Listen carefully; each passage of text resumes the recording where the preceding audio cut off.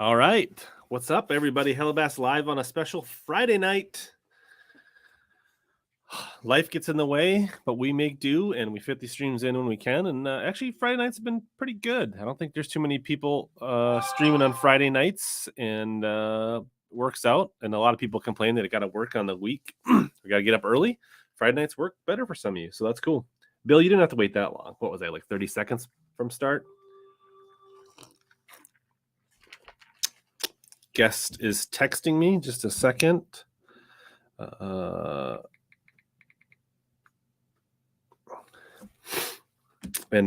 he'll be joining shortly. Busy week, crazy week. Hopefully everything looks good, sounds good. We reset the router, Brian. The new laptop's up and running. Looks like our guest is just getting set up here. You good? You ready, Will? Thumbs up. I don't know if you can hear me. No. Let me see. We'll try it out. How's it going, Will? You're muted now. There should be a little button on your screen to unmute yourself. There you go. Did you say something? I can't. Can you thumbs up if you can hear me? I don't think you can hear me.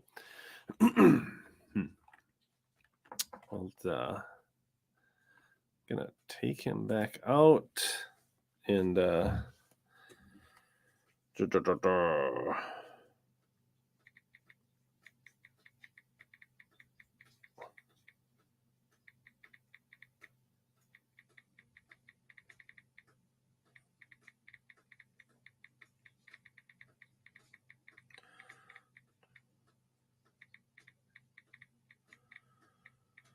texting him something here. We'll see. Otherwise, we'll keep working through this live on the fly. It wouldn't be we've been pretty good. We haven't had stream issues with a guest in a long time, so we were probably due, to be honest. I mean, if it's so we're good. Friday the 13th. I didn't even realize that until you mentioned it, Carol.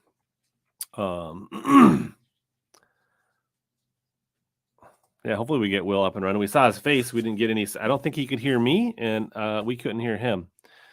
We are on YouTube as well, Carl. A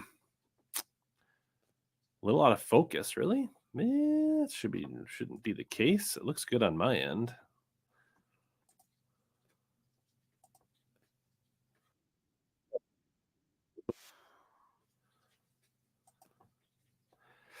Oof, rough. All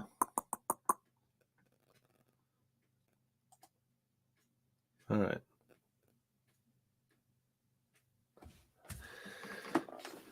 So, a couple things to talk about while we're. Gary says the focus is good.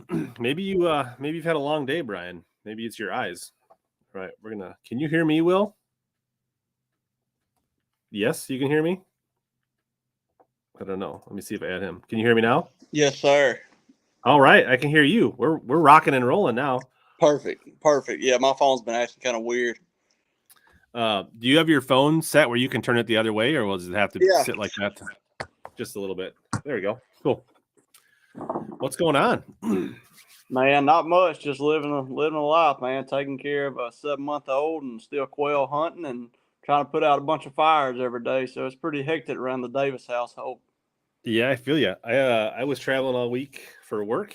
Just got in this afternoon, and taking the wife to Jamaica tomorrow. So we're squeezing this little bad boy in So that's awesome. Whereabouts y'all going in Jamaica? It's like Treasure Bay, something like that. We're in a house, so awesome. Not in like a big resort area. So it should be cool.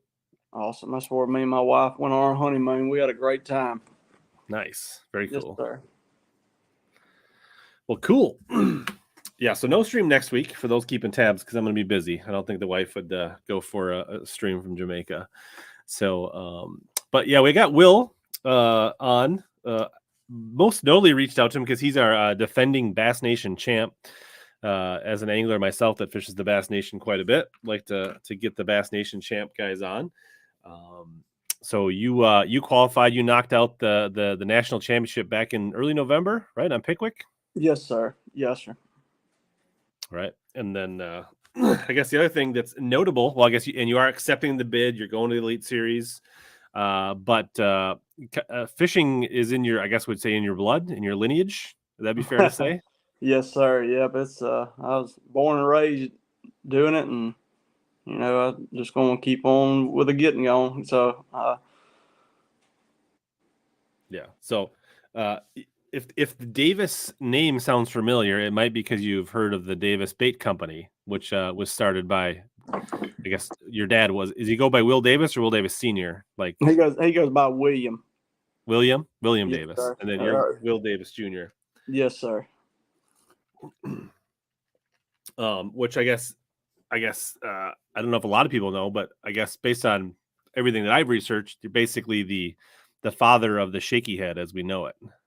Yes, sir. Yeah, he invented that lure about 35 years ago. And actually like came up with the name. And I guess technically, right, if somebody uses the name Shaky Head, they're technically trademark infringement, or is that not Yeah, true? Or yes, sir. Yeah, he's got a trademark yeah, with not that. an easy battle to fight, or It's probably not. cost effective to fight, but technically, like it's like, right, you're like the Kleenex of the shaky heads, I guess. You know what I mean? Like, Yes, sir. so that's cool. Yes, sir. Yeah, it's been a great lure, and the name that he came up for that bait, is pretty awesome because you pick up something, you throw it, and it's a jig head, and I mean, first thing you do is shake it, and that's just the right words or the right name for the lure. So it's been a battle keeping that, in the Davis bait company, keeping people from getting in and trying to steal that name. It's been a hassle. Yeah, and it's kind of like a little bit a curse and a blessing, right? Like you kind of want to own the name, but it's also kind of a compliment. I mean, you know what I mean? Like I think a lot of people don't realize they're doing it, right? They think That's they think right. shaky head is a technique, like a Carolina rig, or like right, That's right. like it's become so commonplace that 30 years later that I would guess most big companies, if they come out with a jig head style ball headed worm, right? they call it a That's shaky head without even knowing that they might be trademarking, to be honest, I would bet. Um, and it's kind of like, it's kind of bladed jig versus chatterbait, right? Like there's only one chatterbait, but there's a lot of bladed jigs. That's right. That's right. Yeah. Yeah, and every bait company out there's got their own, trademark type deal, whether it be Z-Man with the chatterbait or Davis Bait Company with the shaky head or, you know, net bait where there used to be the pocket crawl or something like Yeah. that.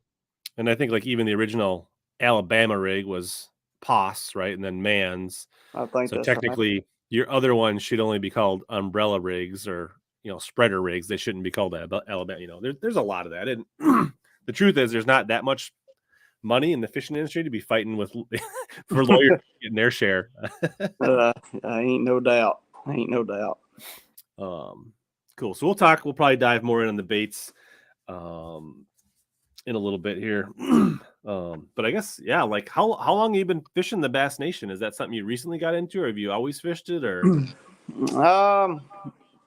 Probably the past probably 4 years has been, Okay. really hit it hard. I've kind of dibble dabbed in it, since I've been probably 16 years old. But I fished the Opens in 2017 and done, pretty well. Almost made the Elite Series. So I was like, I can actually, maybe I can do this for a living.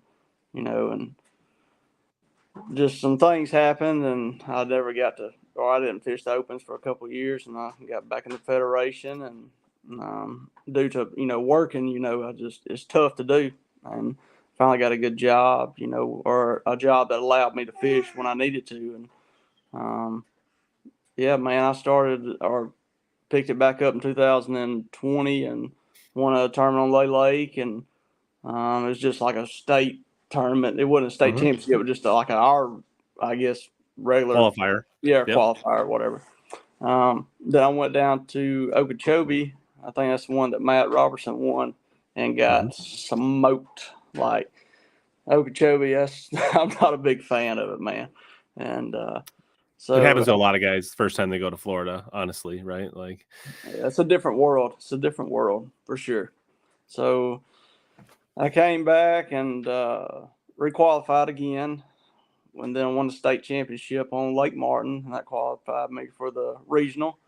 And went to Smith Lake last April and ended up winning that one, and then that qualified me for the national championship. So nice.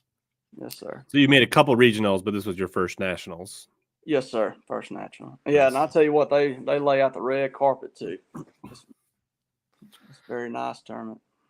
Yeah, absolutely. I fished 3 of them. I fished the last 2. I fished the one both that Maddie Wong fished, who handed you the trophy, and then I fished the one that Pat Schlopper won on Pickwick. So right. I've actually got to fish Pickwick similar time of the year. Sounds like it was even. I would say the fishing was definitely a little better when I fished it. A little stingy, but it looked like it was a lot harder on your guys than it was than when I was there. Yeah, man. It was fishing very stingy. You know, I tried everything. You know, and I wanted to get the largemouth deal going, but that was not happening.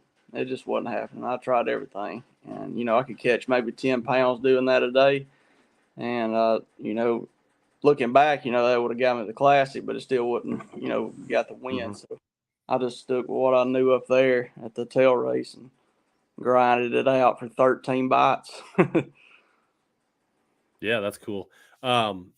Is Pickwick a place you fish quite a bit? I guess I didn't look up exactly where your hometown was. Like, is that something close to you, or not? It's Different part of Alabama, or? Yes, sir. Yeah, I'm in Central Alabama, a little town called Sylacauga. I'm actually in between Birmingham and Auburn, so it's about 2.5 hours to Pickwick. So I fished it 3 times in my life, and that was being the 3rd time. So, nice. So not crazy far, but you got to drive over quite a few Alabama River impoundments to get there, I suppose. That's right. Yeah, we got a lot of good fishing, and you know, lay lakes at my back doors. I can be in the water in 5 minutes. Upriver, up here, and then down the lake about 15 minutes. So I've got it pretty much made right here. Right. Very cool. Yeah, I ventured to Logan Martin one time when I was down at Gunnersville for like a half morning. That was pretty cool. Like, that was my only experience with Coosas, and they're a different breed for sure. They are. How long ago was that? That was 19, maybe, give or take, somewhere around there. I got you. Yeah, man. When I'm 30 now. Back when I was, I guess, early teens, my dad, me and him used to fish a lot of tournaments down there, and we would hammer big spotted bass, you know, in the fall or spring, where they'd be bedding or burning spinner bait, you know, and you just can't do that down there like you used to. I don't know if it's the pressure or whatever, but that lake is definitely not the lake it used to be.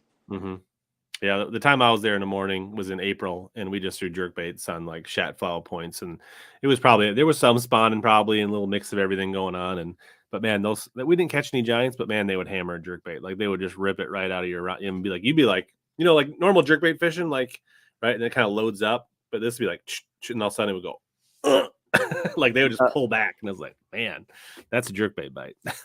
I know it. Yeah, the Coast River spot, man, they're bad dudes, but I tell you what, after leaving Pickwick, the smallmouth and that current will whoop a 5 pounds. A 5 pound smallmouth, a 5 pound spot. A 5 pound smallmouth would definitely win. Sure. Yeah. They got big broad tails, you know, and they'll whip you if you ain't careful. Absolutely. I guess one important question, right? Is this a roll tide or a war eagle situation? That's a roll tide, man. Yeah, roll tide. I don't know what is the Alabama spot record. You know what it is? What the state record for? I don't know. I know my dad caught one that weighed 8.2, and I think it was 88 on Logan Martin. So, and that's a giant. You know, I've caught. I'm sure. Well, let me rephrase it. I'm sure there's probably a 9-pounder or close to it, but that's what I was thinking. High 8, low 9, somewhere in there. I don't know for sure. I don't think it's 10. I think it's less than between 8 and 10 would be my guess. Yeah, I'm with you. Yeah, between the 8 and 9 range, and they ain't no telling how old that fish would be. You know, a 6-pound spot, and I've only caught probably 10 of them my whole life, and and usually catch them when in the springtime when they're full of eggs, of course. But I just I don't know how old a big spot like that or how long it would take for one to get that big, but I'm sure it's crazy. Daniel's doing the Google fact check. He says 8:15. That's about right what we were thinking. That's a giant. Yeah. So you kind of alluded to that you went and fished the tail race, and that's actually where, I mean, Pat Schlopper didn't win it all in the tail race, but his last day where he like lapped the field was at the tail race. So I don't know, anything you can tell us about like what you did or how you did? I mean, I meant probably the 50 anglers, there's probably at least 45 of you check the tail race at some point. So what did you, and it's, I always tell people, like, you think tail race fishing is super easy until you go up to the, below the Wilson Dam there, and you just realize everything starts to look the same, and there's boulders and rocks and current seams everywhere. So how did you break it down and unlock it better than everybody else? And, was it a lure, a technique? Man, I knew, it was my golden opportunity to do what I do here on this Coosa for the national championship. So I kind of just run with that. And I went up there and, I know that dam okay because I fished the other 2 times I've been up there. But what was so bad about it was the water was down like tremendously because they was only running like 10,000 CFS during the morning. So I'd go up there the first day of practice and I fished some other places, from the bridge to the dam. Just rock piles that maybe they kind of fell off a little bit. That wasn't the case. I never got bit, so I just kept on easing up through there. And about where you hit the main or the head of that island up there, the big island where the horseshoe is, I'd put my trolling motor down and just kick it on high, and I would take my live scope and just scan the rocks, and I'd ease up there, and just navigate all the way up through there. Well, I got all the way up there to that wing wall that runs out, and that current's real sharp right there. It almost makes like a waterfall with that water being down that far. Well, I made 2 casts, caught a 5, and jumped off a 3 and left. And I was like, this is where I'm going to start day 1 for sure. And because a smallmouth is just like a spotted bass. They want to get where the swiftest current is. When there's not a lot of current, they want to get right there where that current is running out. And that really just, flipped the light on for me. So I went and run some more stuff up there, and I just couldn't get bit. And it was so sketchy up there, man. They were so you tear your boat up there in a heartbeat, So the first day of the tournament, man, I run up there and I sit down. And when I sit down, I start eyeing up there, and here comes a boat flying beside me. And he kind of slows up, and man, he just freaking smokes a rock. And I'm like, oh, yep, that's why you don't do that. And so it actually took me it felt like 30 minutes to get up there from the head of that island all the way up to that wing wall. But because you were were you idling or all on trolling motor? I'd go through there and market and practice up there. So, but about 50, 60 yards past the head of that island, you better be trolling motor with it down that low, Yep. So I get up there and I catch a couple here and there, one short because I got to be 15 inches, And I remember watching your video with Pat talking about the second day you had one. Boy, you was just barely, you rub it this way, rub that way, and it barely touched, might not touch. I had a couple of them, and I don't like that feeling, man. And thank goodness I didn't have that in the tournament, but I had a couple of them the first day before I actually caught, a couple good ones, so I didn't like that. So I ease up there and I catch a couple, and then, man, I kind of got nervous feet because at about 11 o'clock, I had 2 fish in the box, a 3 and a 2. I was like, man, this ain't going to work. I said, let's run down here to Coffee Creek where I found these largemouth the day before. I mean, I caught 2 in there pretty quick, or whatever official practice day was. I caught 2 real quick, burning our spinnerbait. It was real muddy in there. I don't know why. It didn't rain. It just was muddy. I guess the way the wind was blowing in there. So I run down there and I don't get bit in about 20 minutes. I said, all right, pee on this. I said, I'm going to go back up there where I know my confidence is. That's a decent little, that's a decent little run, right? That's it's about 20 minutes, yeah. So there I go, burn an hour and don't catch nothing. Well, I didn't know this because in practice, they kind of what I call jack with the water too much. I mean, you don't know if they're going to run it. They might be running 20,000s, 30,000s. That you don't never know when they're going to pull it or pull more, or turn less down or whatever. So I pull back up there, and man, I look, and that waterfall ain't up there at that dam at that tail race or where the wing wall is. So I run all the way up there pretty close and sit down. And I idle up in there, and I get on the backside of that wing wall where the current break is, so it's slack in there. And there's a couple big boulders in there, man. I mean, when the waters are up in the day when the sun's out, I mean, they're big as your boat. Yep. So I turned around and I told my co-angler, I said, man, I caught a few on this wing wall, blah, blah, blah. You kind of feel bad because, I'm making this certain cast, So I pull out there and I pull out a shaky fish. That's what I've been catching on. It's a lure that we made. I was throwing a 1/2 ounce with one of our ex-swim minnows on it with 15-pound fluorocarbon CR. And I get up there and I throw it out about as far as I could.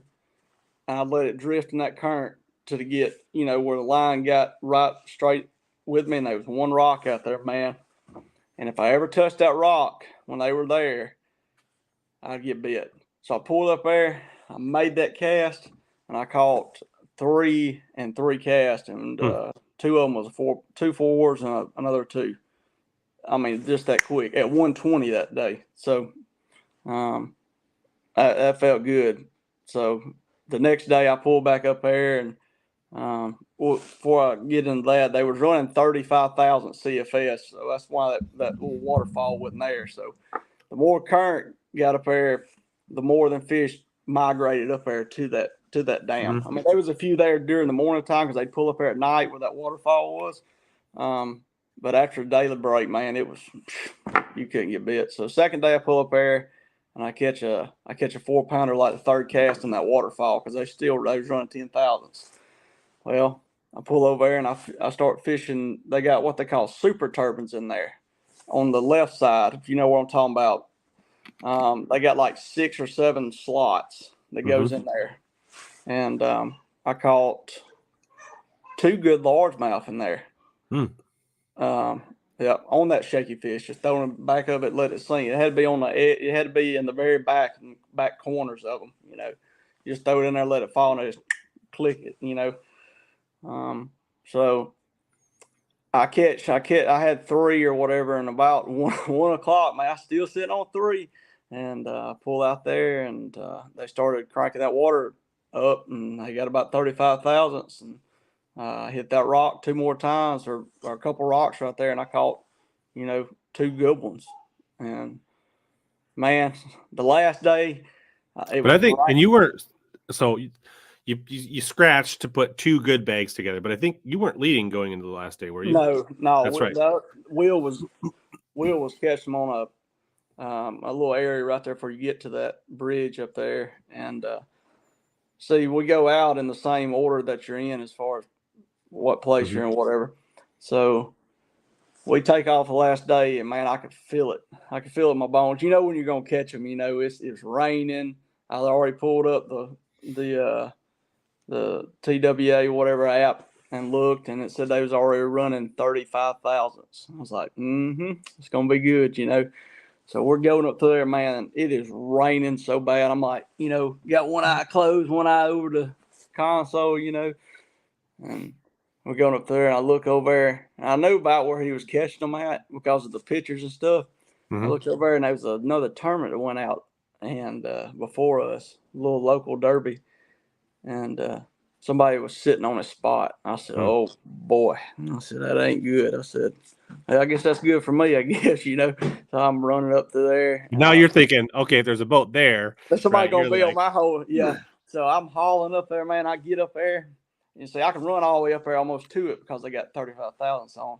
And, man, I look, and ain't nobody there, I'm like giving myself a fist pump, And I pull up there, and Because now at this point you're fishing alone. There's you don't have a co-angler anymore. That's right. That's right. And I like fishing with co-anglers, and it's all good. You know, I was a co-angler one time, but just to have that free range, don't have to worry about nothing. It's a pretty good feeling, you know.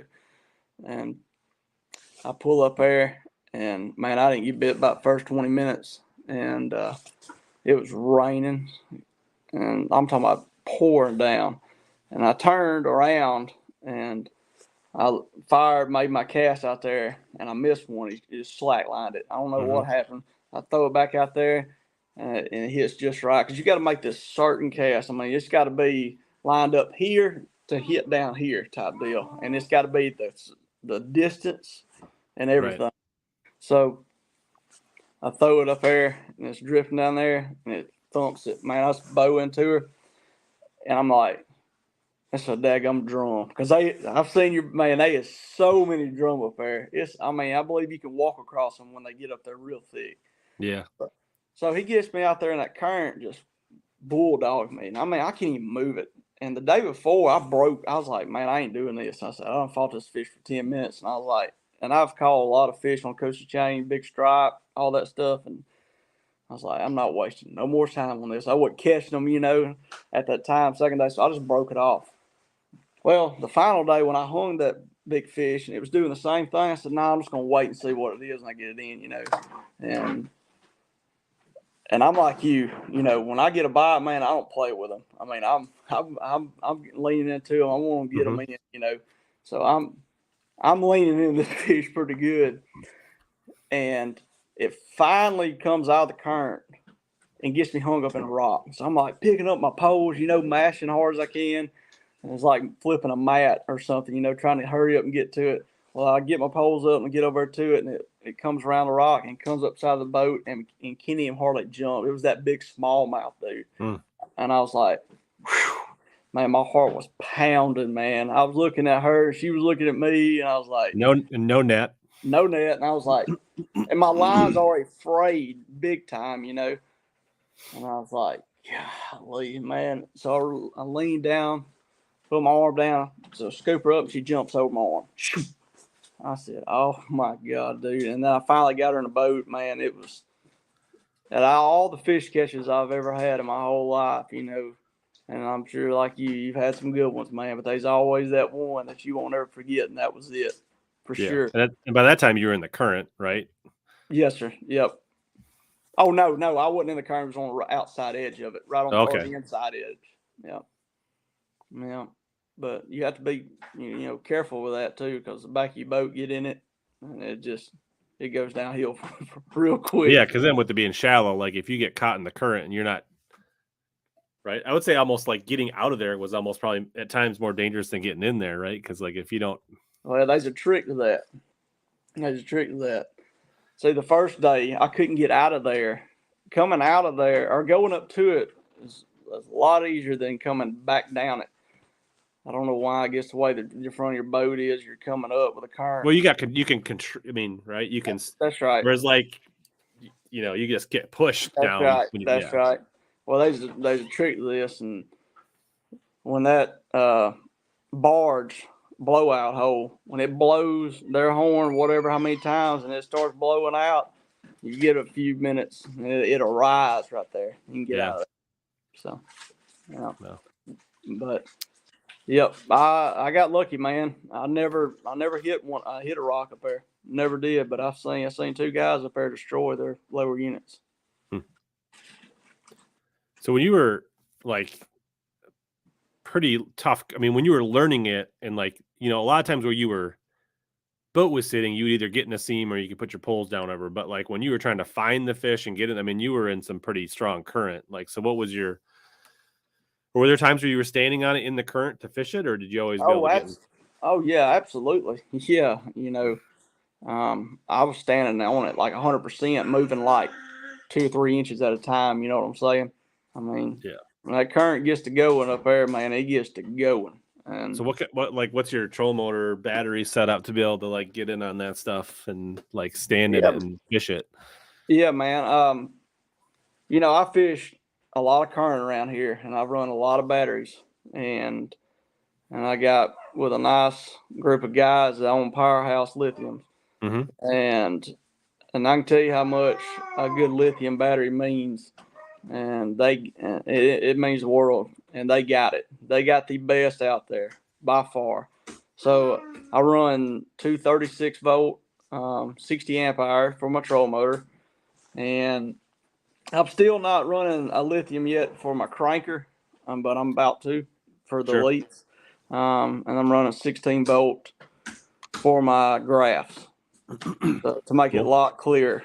And it makes a big difference, man. When you side scanning or forward facing sonar, it just shows it so much more in detail. I'm talking about unbelievable. Yeah, cool. So like you're running 36 volts, so that's the bigger, right, combined battery, but you got two of them. Yes, sir. So that stacks to give you the 80 amps, right?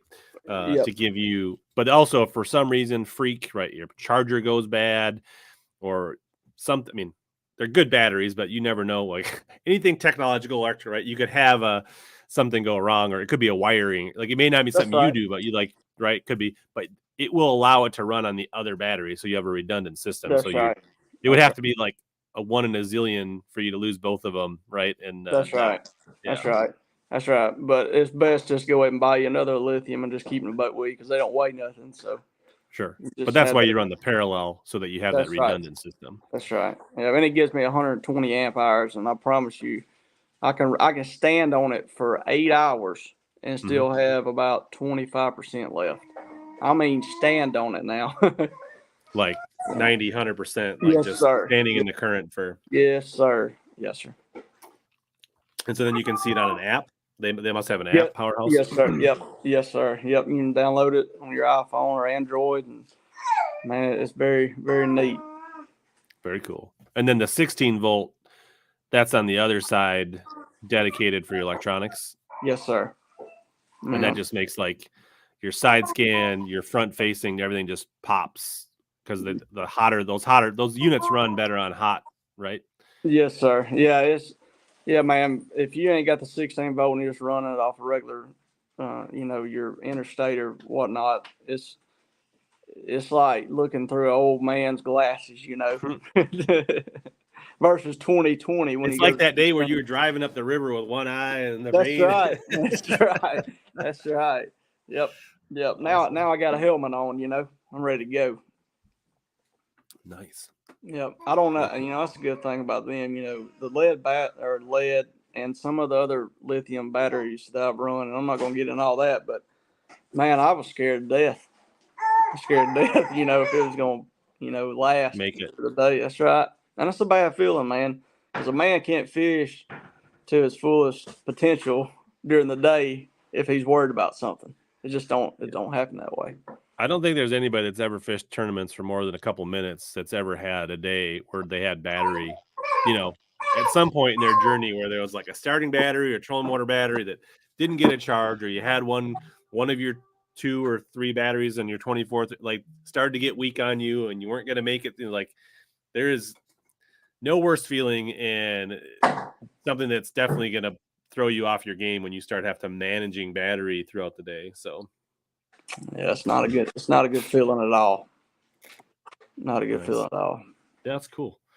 Yeah, and then I think the other thing, like dabbling with some lithiums myself on the trolling motor, like you get like, I swear, I guess I don't have like a scientific proof, but I definitely feel like you get like, right, if you're getting 100 pounds of thrust out of your 31 AGMs, you're getting 105 or 110 out of your. I mean, they make that trolling motor snort a little more for sure. I don't know. Like it makes it jerk his head when you stand. When you step on it.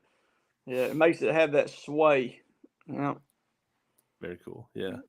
And then you talked about the shaky fish, right? Yes, sir. So that's a Davis bait, and I think that's a scrounger style bait, right? It's a style like that. Yes, sir. And isn't that something that your dad collaborated or worked on with? Did he develop it himself, or is that something he worked on? He worked on that with Aaron Martins. Or Aaron Martins actually came to Dad, and he wanted to make it, to his standards. And his standards, Aaron was a guy that he wasn't going to stop until it got perfect. Mm-hmm. And not saying my dad got it perfect, but he liked what my dad done with it. And Right. they spent a lot of hours on it. And So that is basically the commercialized version of the one that Aaron Martens popularized 10, 15 years ago or whatever it was. yes, sir. Same type of deal, but different build material and different way it's the harness is in the head, or the saddle as I call it, for the bill. Mm-hmm. I think you talked about the line, right? You said like 15 or 16 pound Seagar. Yes, sir. Half ounce. What was, and you kind of just run through like that full setup, rod reel, all that stuff. Yes, sir. So the reel I was using a 7-to-1 or 7-3. I think it was 7-1 Daiwa Tatula, and I was using a Daiwa rod at the time, but I'm now with MMA rods, and they're a new rod company, and they got great stuff, man. And if I knew about them at the time, I'd been using their rods. They're based out of Oxford, Alabama. They're brand new rod company, and they definitely need to check them out for sure, because they got good quality. But with that being said, them three factors, it was just a good rod. It was a medium heavy, 7-3. It had a good, it was a fast action tip. You don't want it too stiff. You just want to have it where you can. I call it a square bill in the current. Mm-hmm. Or a chatterbait. You just want to bow into them. You don't never set the hook with a shaky fish. You just reel into them. So, and you have had that rod to have the backbone, but not too much backbone, because they will sling it. Yeah. I mean, it's just as bad as a chatterbait. Especially with a half ounce, right? You got Absolutely. kind of a small hook, and That's right. But the current helps you in that factor, because when they eat in the current, man, they choke it.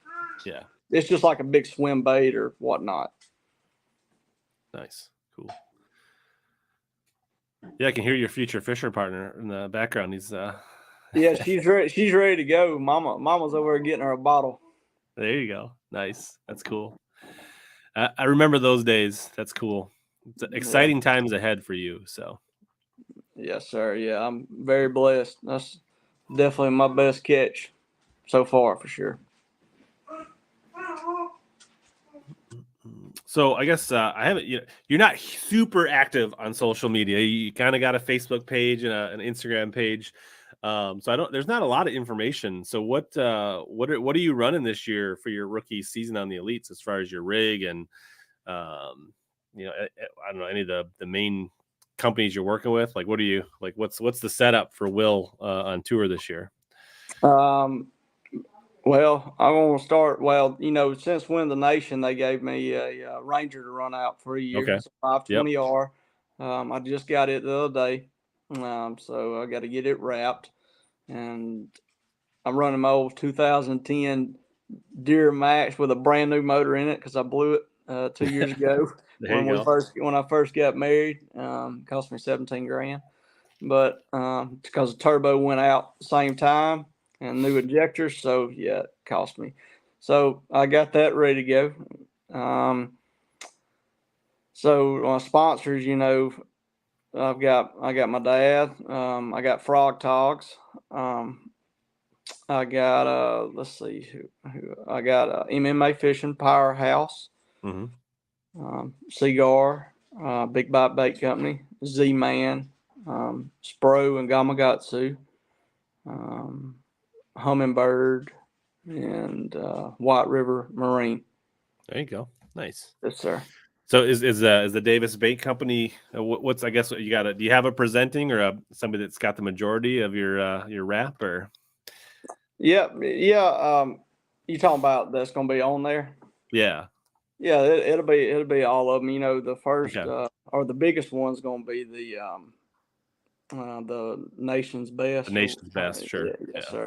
And there's another sponsor too, or actually two more, Fish Life products. They make really good products, to keep care of your fish throughout the day. And Straight 8 mounts, they're a new mount company, and pretty sweet mounts. You can check them out. So yeah, very cool. So yeah, like you kind of mentioned, you did the opens in 2017. You actually did. I looked it up pretty well. You had like a 60, a 30th, and a top 10 or something like that, which would have put you Yeah. right in the mix, I'm sure, at the time. I guess I assume you also fish some of the tournaments around Alabama, team tournaments, things like that. But have you spent much time traveling around out of the Southeast, or is this like going to be a lot of new territory for you when you hit the tour? Like how many? I guess of the what is it, 8 events or whatever it is? How many of them you been on before? Well, there's 9. There's 9 9. elites and then the Classic. Bassmaster Classic. So I've been on 2 bodies of water. So there'll be Mm. 7 of them I ain't never been, or 8 of them I've never fished. So you've been on Well, Okeechobee for yeah, and Lake. okay. Yeah, I went up there before the new year and fished Fort Loudon, Tellico, Yeah. and then I went to Okeechobee right after Christmas, and then came back and hit Seminole. Okay. So So you besides, started pre-scouting a little bit, and obviously when you fished the tournament, you know, on Okeechobee back then, completely different time of year. oh God, yeah. Water levels are way higher now. A lot of different It things, I is, assume. Like, it I mean, you is. know where the boat ramps are, but other than that, not much probably back then is going to help you. Um, what did No, you think of the classic waters? Did it feel comfortable? Did it feel like home? Not really, or what? yeah, man, it felt just like home, and because Tellico looks just like Lake Martin, all right, and then Logan Martin looks just, or Fort Loudon looks just like Logan Martin. So it definitely gonna set up well. I rode and rode and rode and rode. I caught one bass while I was there. So Hmm. yeah, so because everything's gonna be totally different 3 months from then. So, Yeah, but when you go somewhere, you're like, my strategy is, when I drive a long ways, man, when I first get there, man, because I usually get there midday or whatever. I'm like, man, I'm fishing the dark, and then you're like, damn, I didn't get a bite. So yeah, it's definitely a different. You have to look at it or go about it differently, especially with 3 months in advance, and the Elite Series being 28 days or 30 days before the tournament. What you do now, I mean, you just have to look for areas where they're going to be. That's all you yeah. can do. And the no info rule is very tough, because you can't get no info unless it's public knowledge or a competitor that's fishing the tournament. Hmm. So Which played last time there was a classic. that's right.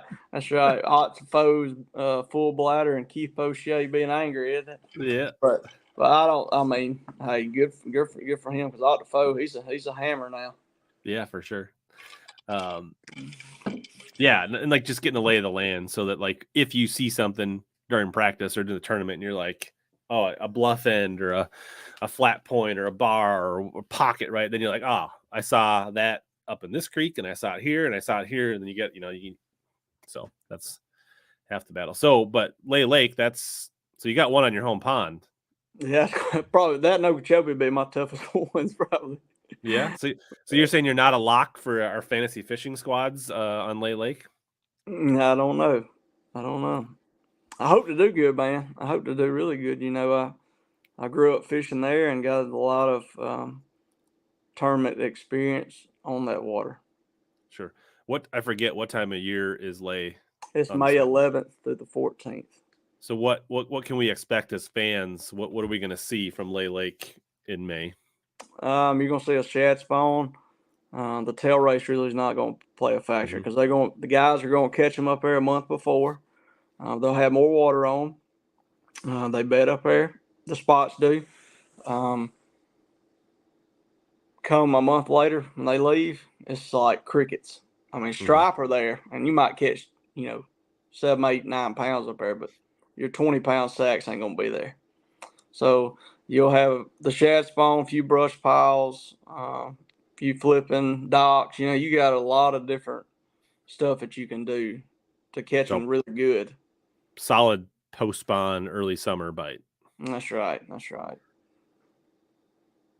Current should be a pretty good factor. It's just like Some.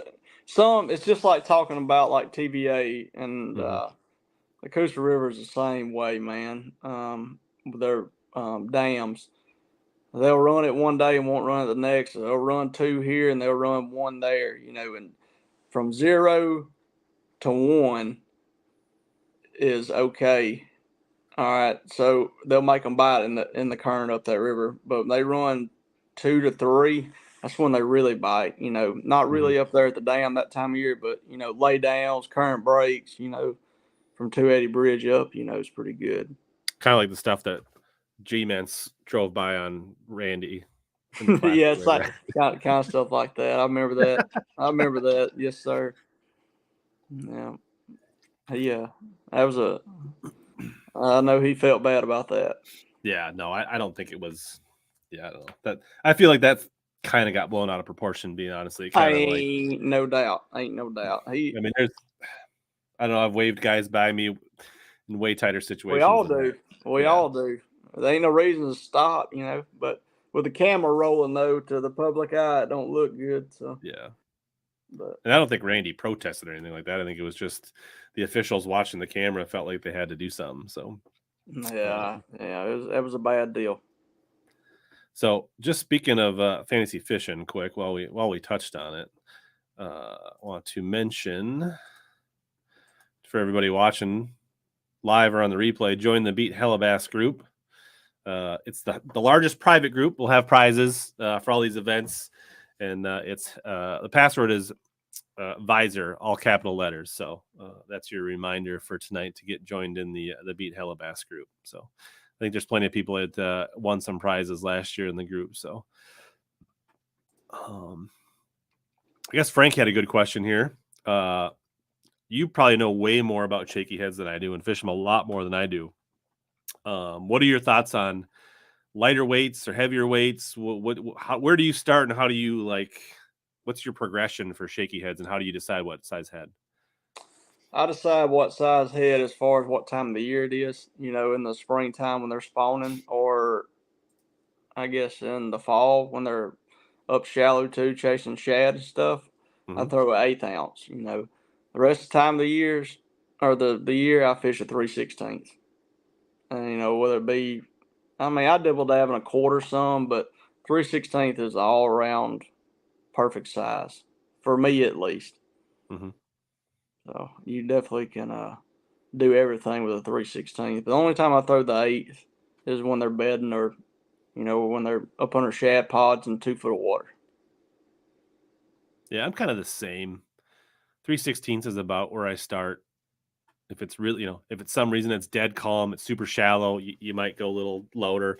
If you get heavy wind, more current, a quarter. But pretty rare to go outside of for a shaky head. Right. If you're fishing a ledge or something, but those are usually more mag shaky heads. They're not traditional shaky heads, right? So that's right. Yeah, so that's the password, Dave. Visor. We got a shaky head. It's actually called the Little Wheel, and it's a bad dude, man. It's got a heck of a keeper on it. So is that named after you? Yes, sir. And okay. Yeah, it's the only shaky head I throw. Period. And we make it in all. It's kind of hard not to throw it when it's named after you, right? That's right. That's right. I agree. But if you're gonna buy one of ours, that is probably the best one, for sure. And I think you can get those at Tackle Warehouse and places online, right? Yes, sir. Yes, sir. All right. Gabe wants to know 5 baits that got you where you are. I'm assuming the Little Wheel's one of them. Little Wheel's one of them. And then I think we discussed the shaky fish is definitely one of them, right? So what are the other 3? A spinner bait, which is we make a spinner bait. Well, we make a bunch of them, but we make one that's an X-wire spinner bait, in a peacock color. It's chartreuse and white with pink in it, and man, it's a it's a bad dude. That swim jig. Let's see, that and a crankbait. Deep diver. I love cranking, man. I'm a fast paced fisherman. I'd rather catch them shallow cranking, bouncing off rocks real shallow, instead of cranking a 6XD or 5XD or, God knows I hate the 10XD, but we all throw it every now and then when it has to be thrown, you know.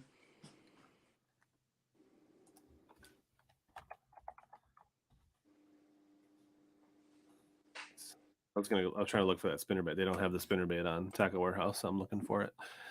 Yes, sir. Michael wants to know, are there any tournaments that you, I mean, obviously we talked about lay, but just like not necessarily places you've been before, but places you think will fit your style based on what you know about them. You talking about the upcoming On the Elite season? Series, yeah. You know, I'm a big time bed fisherman. Okay.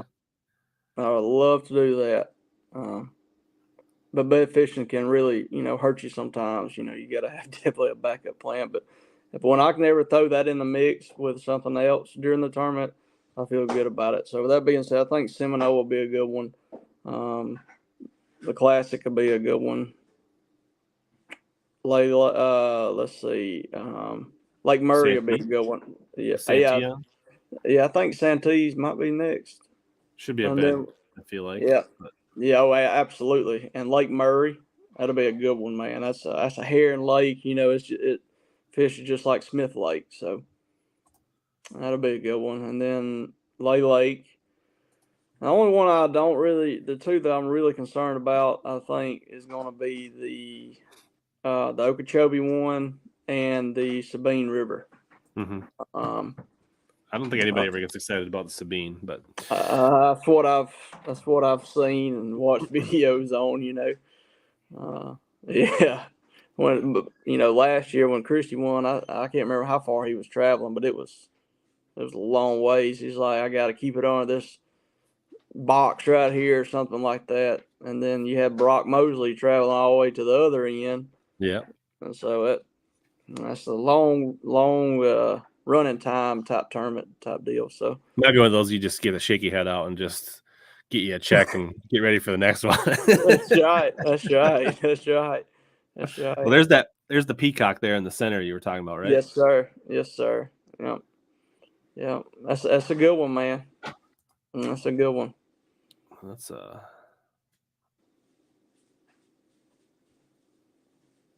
lots. You got. This is the little Will. Here we go.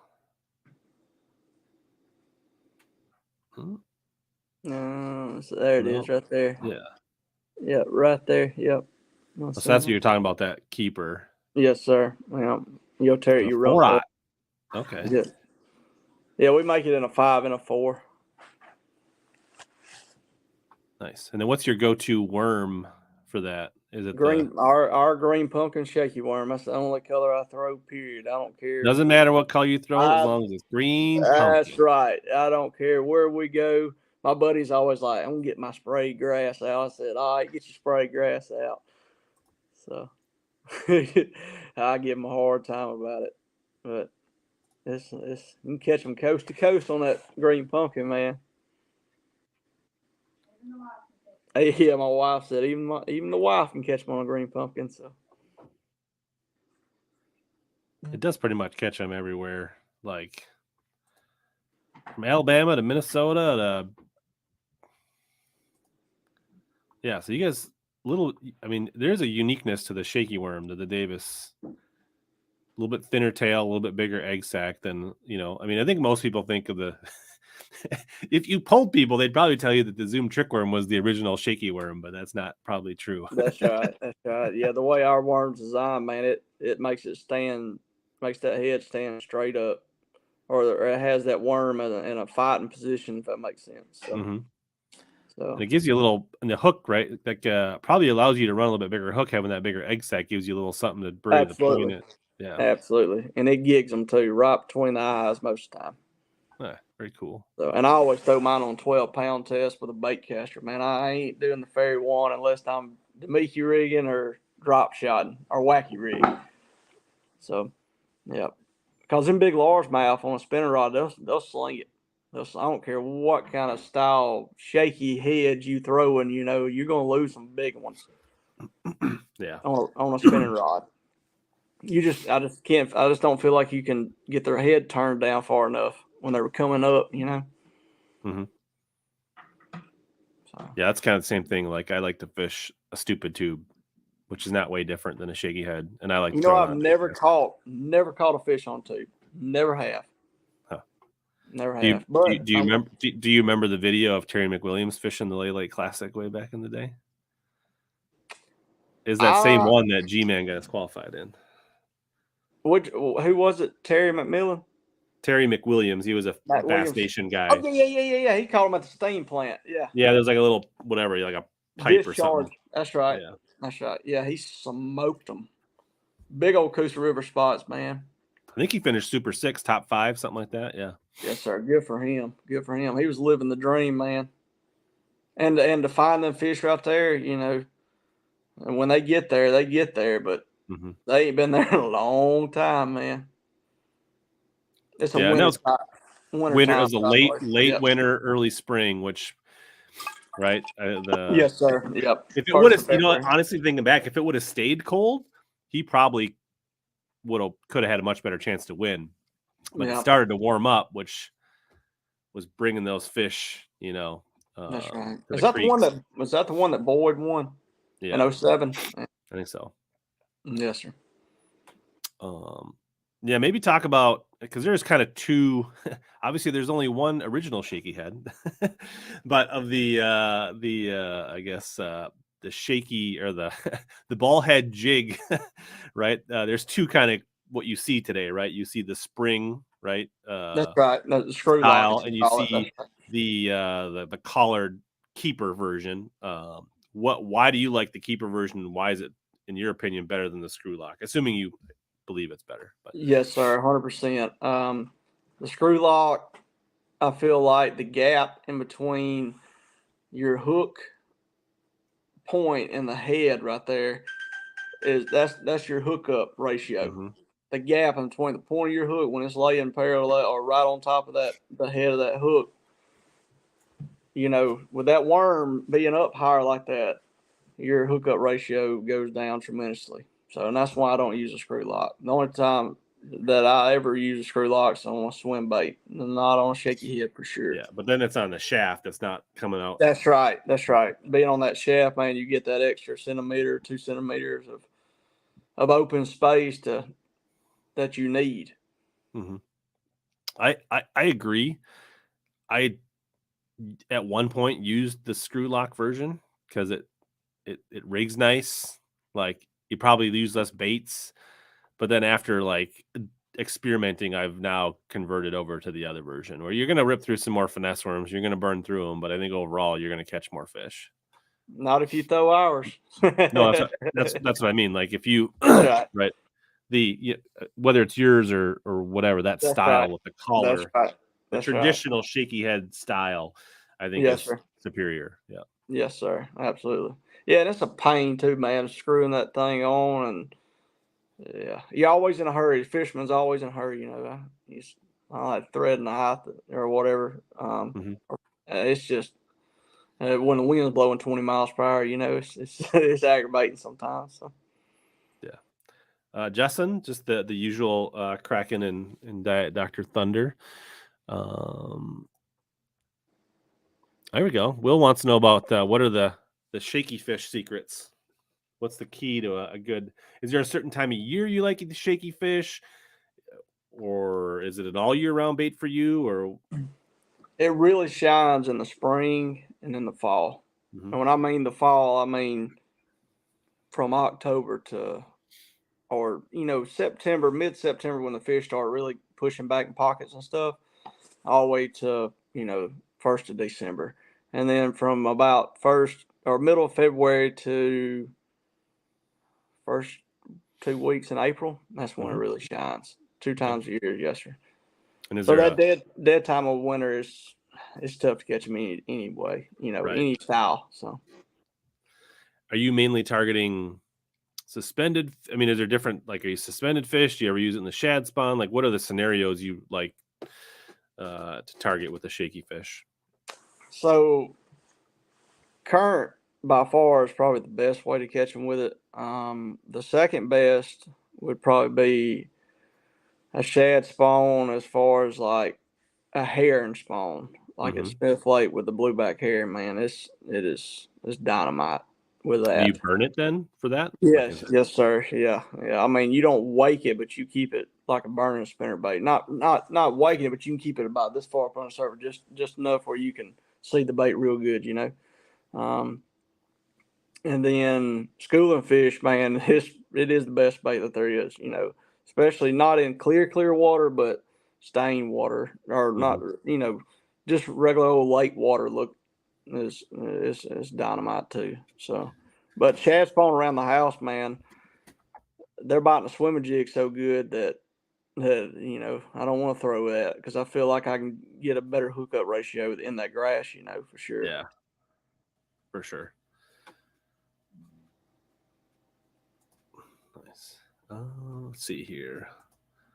Want to make sure we don't forget to thank Arsenal Fishing tonight for supporting the channel and the stream. Just realized that I have some old. So give them a shout out. As always, got the latest code for Omnia Fishing down below. Probably need to work on them to get some Davis baits so we can get our baits through Omnia Fishing and then everybody wins. Let's see here.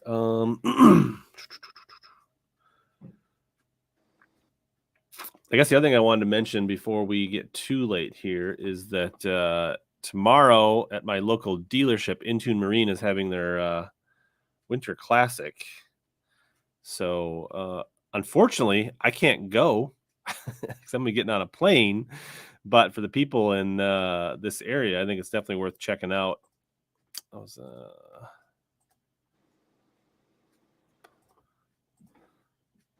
So tomorrow and Sunday from I think it's like 10 to 5. 10 a.m. to 5 p.m. You go check it out. So you can go look at a Vexus, a Phoenix, a Camus, a Pontoon, a whole bunch of things. Go out, say hi to Brian, say hi to Aaron Teal if you're in the area. I think they're giving some giveaways. They got some incentives with Omni. You get like $1,000 gift card if you buy a boat. They got some drawings for some electronics and some other things. So if you got nothing going on and you're cold up here in Minnesota and you like ice fishing, this is not a bad get out of the house weekend excuse since you don't live down where Will is and he's probably fishing this weekend. So so you said I heard you mention something about, was it quail hunting? Yeah, yes, sir. Was that a hobby or? It was a full-time job. Okay, so you were guiding or? Yes, sir. Yeah, well, I was guiding at a local preserve in Kellington, Alabama, which is close to Auburn, or Alex City, which is they're actually probably, as a crow flies, probably 5 miles from Lake Martin, and yeah, man, I've done that and actually hunted this morning. Got a hunt in the morning. There you go. Yep. I got a good boss, man. He understands. He's a hammer too. So I got really blessed with that. So you will between events will you still be doing probably guiding, probably not when the tournament season kicks off, It might be a few days, but like this week I got about to be over this week, but next week I got 5 hunts. So okay. Stacking them up. Yeah, man, got to make that guaranteed money, as they call it. Yeah.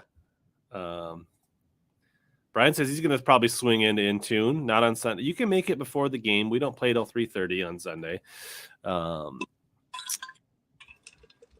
Greg's still be heading there. If you stay there, make sure you tell him I sent you. Yeah, say hi to the guys.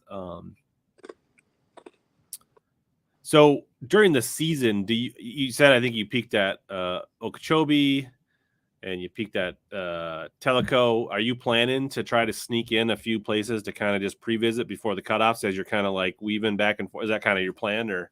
Yeah, I'm going to fish Okeechobee and Seminole, and as soon as I get through them, I'm going up to fish Santee Cooper and Murray because during the Classic, that's when the cutoff is for them. So I'm going to try to knock all them out. So it'll be a busy couple of weeks or 3 or 4 weeks or however you want to call it.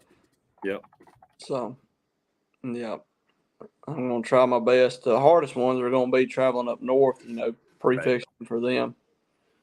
Because don't worry, our fish up here are real dumb. They're easy to catch. Well, they got ice over them about 20 feet thick right now, don't they? Yeah. Not quite that. Actually, I don't think they're where I live. You can drive on the lakes, but where you're fishing, it's been a little warmer this year, and they won't get much ice over their heads this year, just a little bit. Right.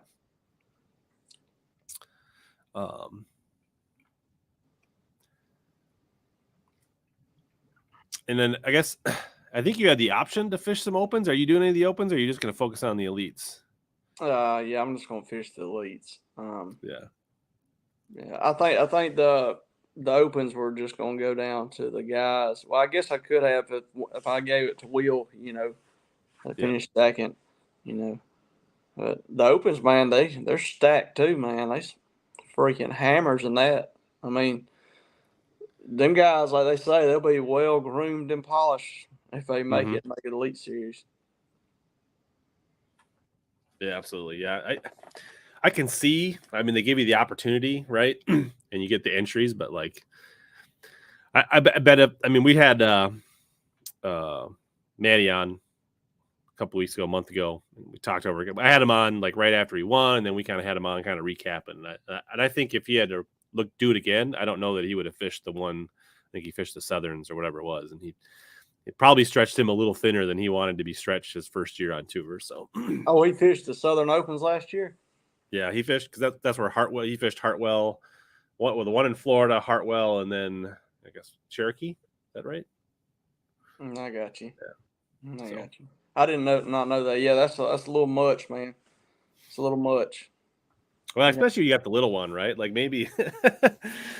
So like that's just 3 more weeks of being away of not watching the little one grow up, and that's tough. So it is tough, man. That's a lot of guys, they want to do it for a living and everything. You got to be dedicated, man. You got to have it all. The performance that you have on the water all starts right here at where I'm at right now. Yeah. With my wife and kids, So if mama ain't happy, ain't nobody happy, man. That's right. That's a true statement.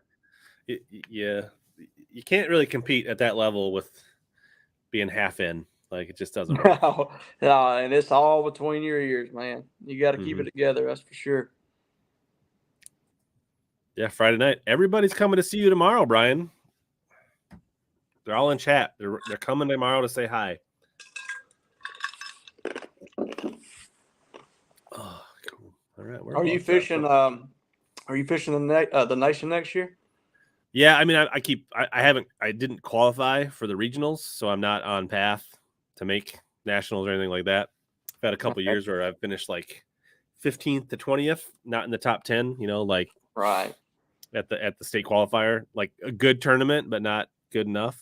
So right. Yeah. So that's I mean, it's a great program, but when you just miss, then you're like, oh, it's 2 years. It's 2 years. Like I know it, man. And see, when people want to say they want to fish the elites or fish the Bassmaster Classic, and that's been a dream of mine since I've been old enough to remember my dream, man. So it takes a year just to get where you're at, a whole year, solid year, and there ain't no shortcuts whatsoever. And just well I am, it's hard, man. You just gotta have all the stars line up and pray about it and do your job, and if it's meant to be, it'll be meant to be. Yeah, absolutely. But yeah, we'll keep grinding, we'll keep fishing, keep taking our swings. It's really the only way. If you're a working / family guy with like a traditional like job, like, so, I mean, if I knew what I knew now, I don't know that I would have out of college would have signed up for a job with 3 weeks of vacation, like a 9 to 5 working for the man. Cause like, it just honestly makes it really tough to chase it. So, I mean, if the nation is really the only option, when you have those kind of restraints and you want to be at home and go to your kids' sporting, that kind of stuff. So, yep. And it's very tough then too. It's not saying it's easy, but it does give you a legitimate shot, right, for sure. Right. Absolutely. I agree totally, man. Because them guys can say what they want to, but the nation guys, man, they bring it. They bring it. they bring it big time, you know. And in Alabama, man, our regional, we had, what is it? Is it 12 guys or 10 guys? 10. 10. 10. Yeah. 4 of the 10 people that was there already fished the Classic. Mm-hmm. So, I mean, and there's some other states. I don't know how your state is. You know, I don't keep up where people live that much, you know, but in Alabama, and I know in Texas and Florida, man, it's tough to make it through your state. Tough. Yeah, I know. Like both times that I went to Ouachita River, Kobe Carden was Alabama's representative. I fished twice against Albert Collins from Texas. There's a handful of other guys too. I mean, Robertson was at Pickwick when I was there. I mean, like, yeah, those are just the guys you like know, right? That's right. There's the, 20, 30, 40 other guys that are like the same, almost that same level, or at that same level. You just don't know. So Ain't no doubt. And there's a lot of guys that think, man, I just can't do it. I can't do it. But when they get to that point, they this close to breaking through. That close. Mm-hmm. That's why you just can't never give up, man. Because you know just as well as I do as a fisherman, when it ain't your time, man, I don't care what you do. It just ain't gonna be meant to be. Now you can help that now, but you just, like I said earlier, you got to have all the stars line up, and you just got to do your deal, man. Just keep grinding. Yeah, absolutely. I mean, the first time I fished the nation, I finished like middle of the pack, but like you could make a couple small decisions and draw a couple lines of what was happening real close to me. Is like I wasn't that far off, and then the other 2 times I was in the top 10 or top 5 after 5 or 10 after day 1, and just couldn't quite make the adjustment on day 2. Right? I mean, it's really a razor's edge decision making, small things. So That's right. That's right. And most time when you win a 2 to 3 day tournament, or I'd say a 3-day tournament, you have to find them fish during that tournament to win. You have to, or at least expand them, or That's right. follow them, or something. That's right. Yeah. That's right. Because It's rare that you're gonna like they're right here catching them like this and do it for 3 days, right? Like you're like, right. That's my starting, like that's my jumping off point, and then I need to like expand and adapt and Yep. Because at Smith, man, I mean, Pickwick was my best one as far as the best tournament I've ever seen, where they were in the same area the whole time. You know, it was 16 keepers out of 3 musky casting days, as I call it, 1,000 cast fish. All right. So Smith Lake, I had a shad spawn going on, man. And in practice, I was hammering on a spook, like caught like a 5 and a 6, and I got out of there. I was like, oh my God. And I didn't mean to catch the 6, man. It was I caught the 5, and I was like, I'm going to throw over to the right a little bit. You know, I was all jacked up. You know, they're blowing up like bombs, you know. Throw over and catch a 6, and I left. And the next 2 mornings, I just went there and sat there, you know, make sure nobody got on it, you know, because it was very, very visible place, if you want to call it. It's a main river point type deal, or it looked like a community hole. So I was like, Right. nah, I'm just going to sit here and chill out, you know. So I found some fish in some ditches, you know, and man, the water was so high then. It was like 7, 8 foot high from the normal water level. So first day of tournament, man, I run in there, throw my spook up there, jump off a 4-pounder, throw back in there and stuck another one. It was the 4-pounder largemouth. The next one was a spot. It's 3-pounder, so he jumps or bulldogs, man, comes up wallers, and I said, man. So then they just kept on boiling on my stuff. I mean, I throw triple grills, braids, 7-foot medium. You know, listen, we throw spooks around here all the time. You know, you don't lose them that much. But when they ate so much of that shad stuff because it was a full moon, so they was feeding before we even got there. They just come up and just barely nip it, you know. So I got up on top of that flat, put my poles down, and was firing off in the deep end, burning that shaky fish, or not burning, but I would let it sink, and then I'd reel it up that ledge. And man, when it come up on the top and surfaced, man, I caught like 7 and 7 casts and had, all my weight for the first day, And second day I pull in there, I catch one fish. One fish. I'm like, golly, because it was dwindling. I mean, it was just going away. So second day of tournament, I run in them ditches, and the water's done dropped 4 foot. And I'm fishing one of them. I take, my live scope, and I scan in there. And the first two I went to, I didn't see not a fish in there. It looked like brim or crappie something. Mm-hmm. I finally pull into one, and I scan it, man. They're just like, boop, boop, boop, boop, boop, boop, boop. I fire that shaky fish down the gut of that thing, and I burn it up through there. And man, a 4-pound spot just sucks it all the way down to the gills, And I was like, "Yep, it's gonna be good now." So that's why I say you got to kind of figure them out, during the tournament, a 3-day tournament. You got to figure them out during the tournament to win it most of the time. And honestly, it could have been super easy for you the first day to bang your head against the wall all day, throw that spook, and come in with 3 fish. Yep. All right. Like, and that's right. And it could have been over before it even started, before you even got a chance to then adjust. You know what I mean? So it's like, it's, easy to say in retrospect. I was like, oh yeah, well, I just turned the boat around and did this and brought it uphill. But like in the moment when they were so committed to that spook in topwater in practice, you're just like, oh, they'll eat it. I just gotta stick with it. But like sometimes that's the stuff that like can burn you for sure. Yes, sir. It's little key adjustments that'll go a long ways, But it always don't work out that way, though. It always don't. I mean, like I said, you gotta have all the stars lined up for that stuff. JB doing his off-season prep work, getting his reels ready. Good boy. We're going to probably do another 10, 15 minutes here. I promised the wife we weren't going to go super late. I got a little bit of packing to do, and we got an early morning flight, and I'm sure Will's got to get up and get some guys on some birds, so he doesn't want to be up all night either. So, yeah, your wife. If you guys got questions for Will or myself, we'll do like 10, 15 minutes of rapid fire here for the 80 or so that are watching live tonight. So,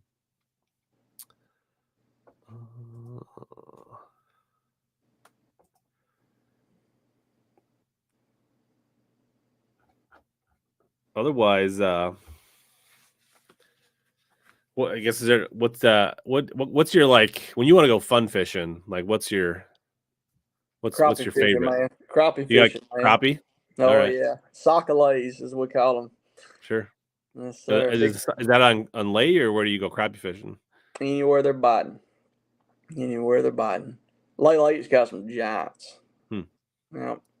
Lake Martin's got the most crappie, that and Logan Martin, but Lake Lake's got some big ones. I got big white crappie in them and lay, and they're rare around here.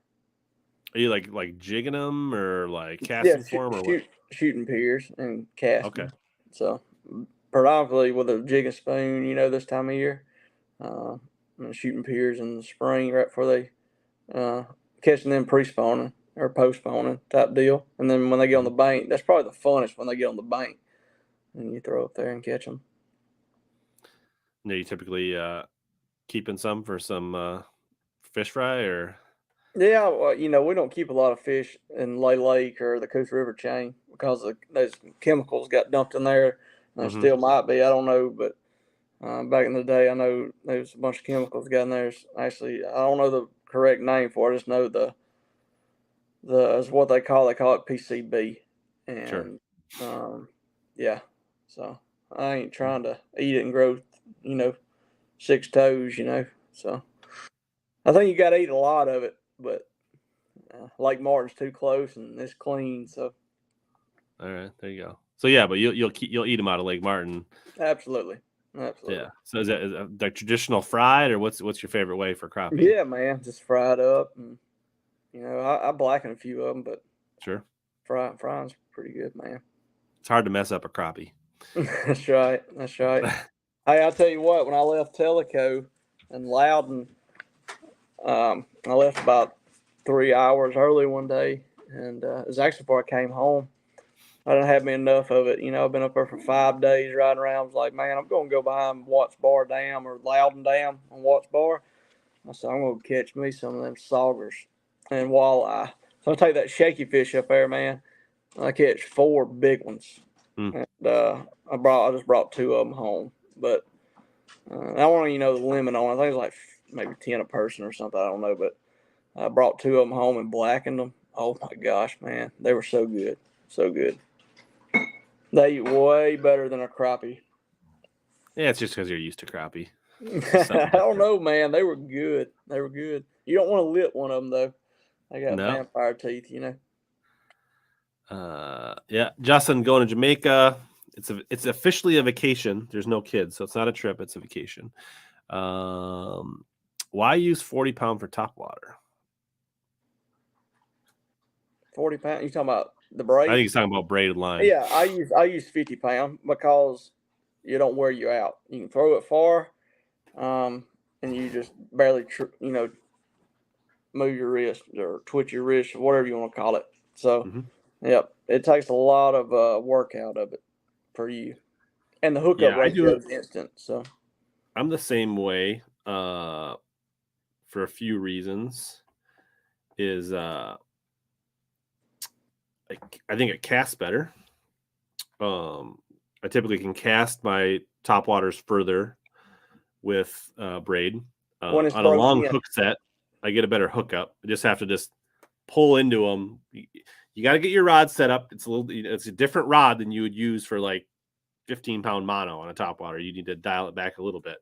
When they come up and eat it, you just pull into them and reel. And then the other thing I like is if they're slapping at it and you can't quite tell if they got it or they don't, when you pull into them, right? If they don't have it, that top water just moves a foot or two, pops back up.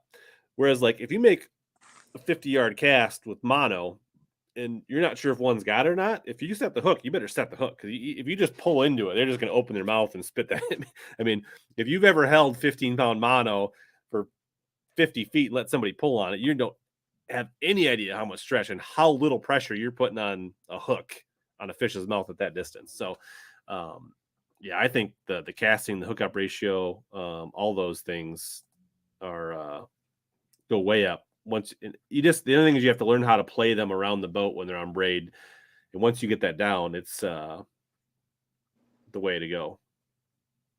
Yeah, the biggest deal with the braid though, man, to getting the line broke in is what I call it. It can be aggravating sometimes, but once you get past that break in stage of a new spool, man, it'll last forever, But if you can get past, before that though, you might have to get the scissors out a few times.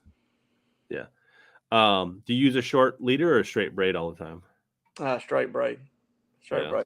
Now I say that now at Okeechobee or somewhere else, say the Harris chain, or I'm throwing like a Devil's Horse or prop bait. Now I'll do a mono leader.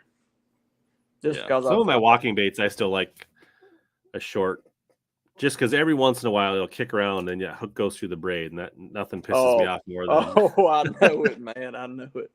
So that's the only reason I put a short. I mean, and it'll typically be like a 17, 20 pound. It may be 6-8 inches. I'm not doing it for clarity or anything or shock absorption. It's just so if it just needs to be as long as the bait, so that if some reason it like in the air or whatever, that's why I go with a super short little leader. That's right. Yeah. So Bo said put a picture of the shaky fish. I'll do that right now.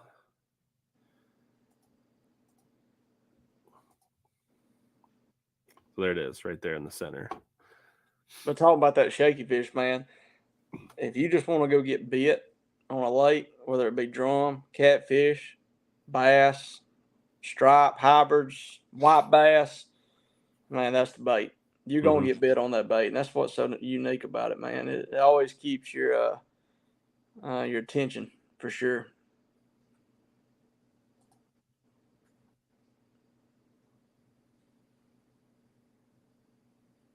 Have you ever thrown one or thrown a little bit? Not. I don't think it was. I mean, I don't think I've ever thrown a Davis, but I've thrown some Scrounger style heads. Right. A little bit. I've fished them with a little, like not the super fluke, but like a regular, the original fluke, that kind of thinner minnow style. I've caught a few fish on them. Right. You said it excels in the winter, right? Like our winter that's not covered in ice is really short.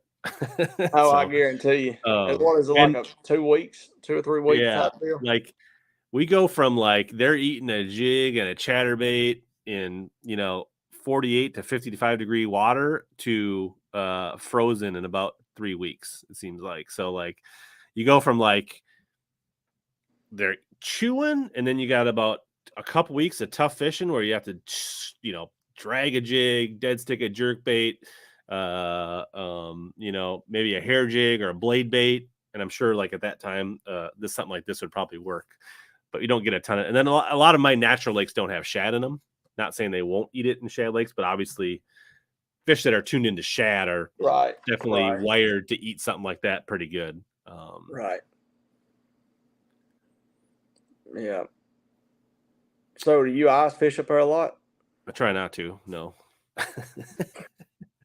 Is it a pain? Ice is for your cocktail, not for fishing, Will. There you go. There you go. So Yeah, what I is a seen big somebody. crappie for you? Big crappie up here, like a big one's 3 pounds. Okay. You don't catch them often. That's a big one anywhere. Yes, sir. Yeah, Logan Martin used to be not full of them, but man, my dad showed me some pictures back in the 80s. He catch a 4-pounder on a spinnerbait, I caught some big ones back in the day fishing fork for bass, like ones that you could put your hand they eat the little bait and you just reach your hand down in their mouth like it's a 4 or 5 pound largie and just get your bait out. Like That's right. Earlier we touched on this. Will says it doesn't matter what color as long as it's green pumpkin. That's right. Michael says if you could be a pro in any sport other than fishing, what would it be? That's a good question. That's a good question. Probably. I done the shooting deal. I shot a lot of American skeet all through the United States. Like junior world shoots and all kind of stuff. So I couldn't say pro shooter because I'd done that and I got burned out, man. I'd probably be a NASCAR driver. I'd be a NASCAR There you go. driver. You're from the South. That only makes sense. So that's right, man. Dirt track, man. Yeah, Stephanie, I do think in general with mono, you do need to set a little harder. Now, I think it's a little different. Like from when I started fishing 20, 30 years ago, like rods have gotten a lot better. I remember like boron rods and like like there was rods back then. I mean, they were just not as fast to action as we fish today. So I think in today's modern age with the faster to action of rods, you don't have to, it kind of makes up for some of that stretch that co-polys and monos have. And I actually think for me, mono and co-polys make a little bit of comeback for me on certain techniques. So Will's thoughts on pikes. Let's ask him after he finishes his northern swing, because I'm guessing he doesn't have that much exposure to northern pikes. We'll have him back on next fall after he's fished. Are you guys at St. Lawrence or Champlain? I forget where you guys are all going, and then we'll get we'll find out how much the pike like the shaky fish and the Davis spinner baits and things like that, and then he can give us a full report. There you go. I can do that for sure. Oh, he was more interested in the back half of the bait. Do you guys have a minnow that you guys use for the shaky fish? Yeah, it's called the X-Swim minnow. X-Swim swim bait? Nope. No, it should say that. Yeah, we got some swim baits too. The swimmers, the slim minnow, the little swim. So many. There's a bunch of them. I know it.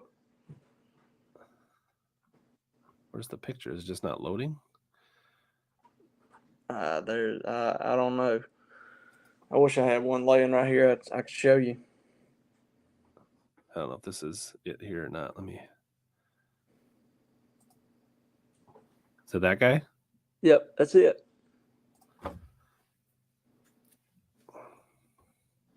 There you go. Yes, sir. That's it. So what I was throwing, right? The original fluke. We're in the same ballpark for sure. That's right. Yeah. So you're looking for something that's not a full size super fluke, but something that's that more fluke junior, regular fluke, or what is that, about 3.5, 4 inches? Yes, sir. Yeah, it's 4 inches. If I only could pick one color, what would it be? Albino. Just the white. That and let's see, there's another color that I like. Golly, I can't even think the name of it. It'll come to me in a minute, but the difference between ours and say your traditional fluke from Zoom is our plastic's just a little bit more tougher. Okay. A little more harder. So stays on there. Yeah. Yes, sir.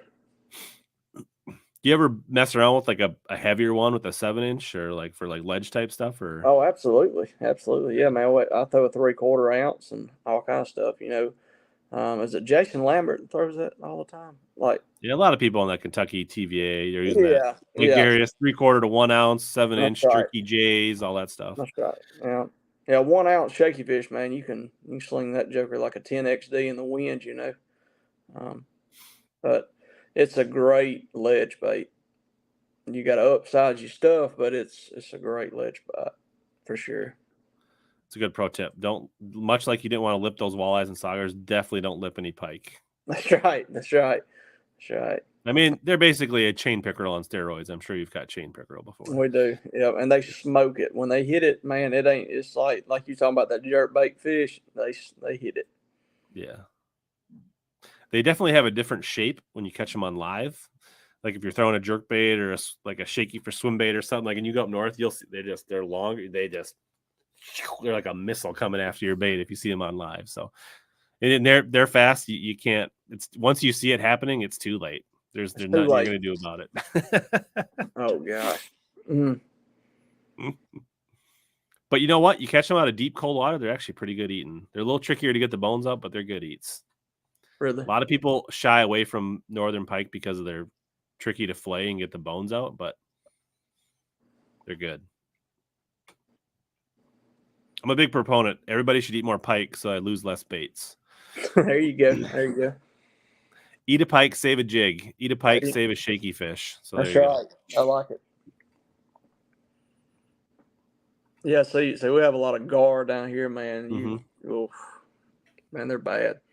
We actually took like nylon rope, cut it in like 5-inch pieces, burn one end of it, and fray out the rest, and put it on a shaky head or something. Back in high school, we'd go down there and freaking catch 100 of them. Yeah, they just get their teeth caught. That's right. That's right. That's right. Yeah. Not a ton of gar. Mississippi River has a decent amount, and they definitely get wadded up and placed on the Mississippi River. If you ever get up, I'm sure if you stick with it, you'll end up fishing up by La Crosse or whatever. And typically not a good scene if you see a bunch of gar in an area. Right.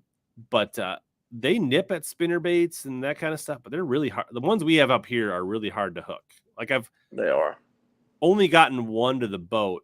Almost all of them always fall off. Like they'll be on for a second. Although down the Ouachita River, I did get a PB gar on a old Bagley like B2 or something. I bought like an old school one off eBay, and I caught some fish on in the tournament, but then like had a big one on. But yeah, I lost my favorite jerk bait due to a gar at Pickwick. I had 2 Smithwick robes, sour grape. They don't make that. I can't remember. It's like the medium size. They don't even make that color no more in that size. And it's bad, dude, man. I seen them sitting on the side of this ledge, and I thought it was largemouth. No, it wasn't largemouth. It was a freaking gar. And I set the hook, man. It's come straight up and jumped. I was like, oh my God. Needless to say, he's still swimming around with that jerk bait in his mouth. Maybe somebody down in Bay Springs has got that jerk bait now. Probably so. There's a couple guys made that long trip, man. Did they make that long trip in your tournament when you was there? No. Did you take out of Florence? Yeah, we did. Yeah. No. Not that I know of. Not anybody that I know of that did well. But the fishing was a little better, so I don't know that there was any need. I mean, there was definitely people going down to like JP Coleman and that area. But I fished fished down like from where did I fish from? Natchez down just below that little ways. So that's kind of where I fished. But right, that grass was a little bit better when I was there. I think it wasn't there this year. Good, But yeah, that's good for you. Yeah, absolutely. But that's a haul to Bay Springs, man. That's a haul. At the time, I was running a 2005 Bass Cat with a 200 EFI, and there was no way I had enough gas to get down there. So no, I could get down to JP Coleman. That was about it, and get back on a tank. So, well, are you gonna fish Elites when you make it? Probably now at this point that like my kids are old enough, now, assuming that like I said, I'm not fishing next year. Like I'd be probably in a pretty good position that probably could do it. So that'd be good, man. That'd be good. But cool. Well, I appreciate it, Will. Thanks for hanging out. Man, I appreciate you having me on your show, man. I had a great time. It was good to get to know you. For those that came in late, I think we covered some good ground, spilled some juice early on. So catch the replay on Facebook or YouTube, or you can download it, HellaBass, on your favorite podcast app. If you need something to, we got all these extra miles to drive. Well, you can listen to some of the old replays with Maddie and a few other people. I done listened to a bunch of them, man. Hey, right before my national championship, man, I was watching all kinds of stuff, and I've watched you and Pat on there, and yeah, good times, man. You have a great deal going. Awesome. Well, appreciate it. Yeah, we're gonna get ready. It's fun in the sun, and we'll be back in 2 weeks here. And I think you can check out Will if you search him up on Instagram and Facebook. He's got some pages he's working on, so if you want to follow along. But otherwise, we're gonna wrap this up, and as always, here to help you guys catch more big bass and suck less. Have a safe trip to Jamaica, my friend. Thank you.